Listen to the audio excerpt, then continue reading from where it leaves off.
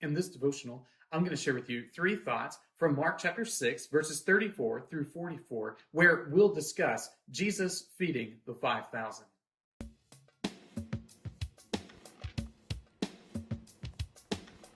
Mark chapter 6, verses 34 through 44 says, "When he went ashore, he saw a great crowd, and he had compassion on them, because they were like sheep without a shepherd. And he began to teach them many things. And when it grew late, his disciples came to him and said, 'This is a desolate place, and the hour is now late. Send them away to go into the surrounding countryside and villages and buy themselves something to eat.' But he answered them, 'You give them something to eat.'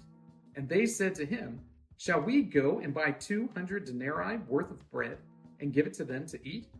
And he said to them, 'How many loaves do you have? Go and see.'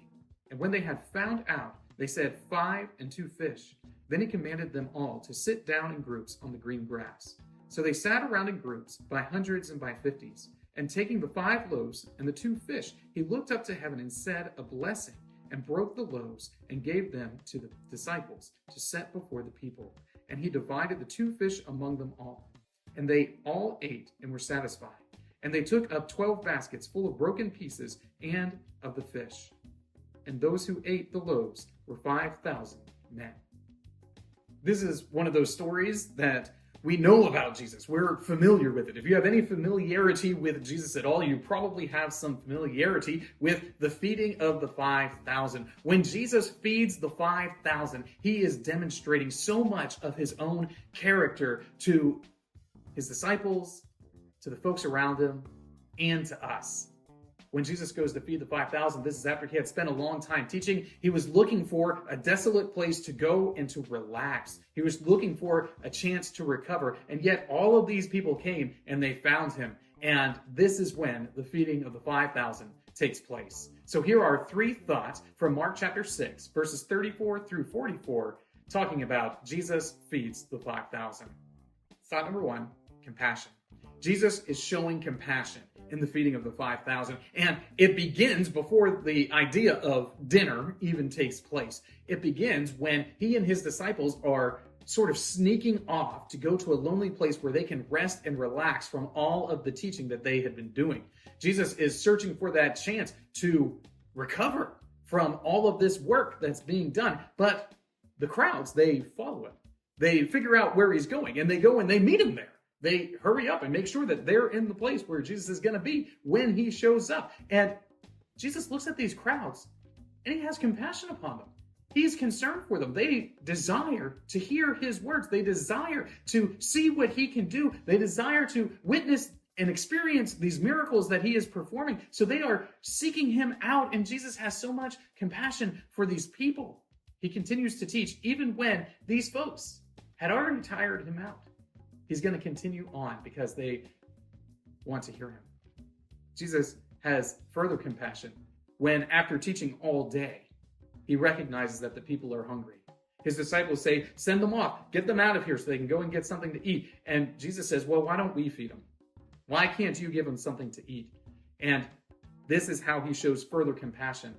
The people have this need to eat, and he provides it.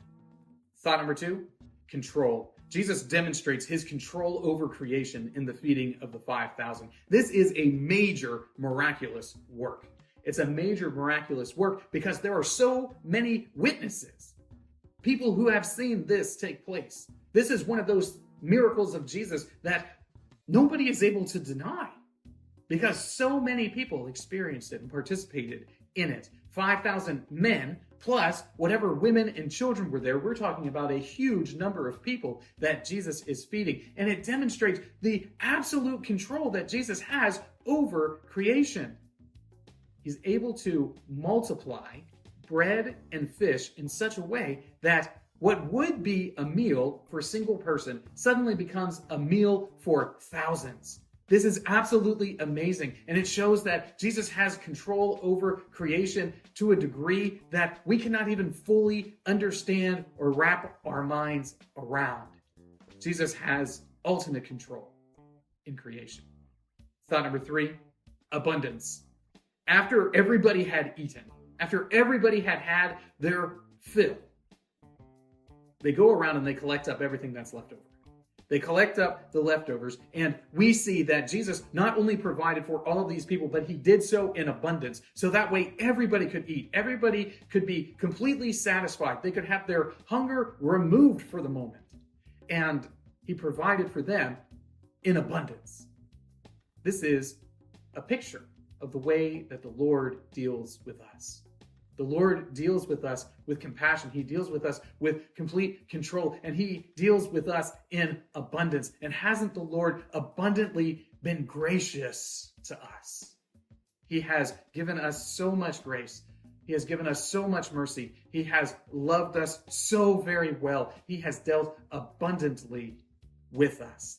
Just as he did in the feeding of the 5,000, so too does the Lord continue to deal abundantly with his people. These three thoughts come to you from the assigned reading of Mark chapters 5 and 6. If you'd like to read through the Bible with me, you can do so by subscribing to this channel, by clicking on the link in the description, or by joining the Facebook group Through the Bible, where we are reading the text of Scripture together.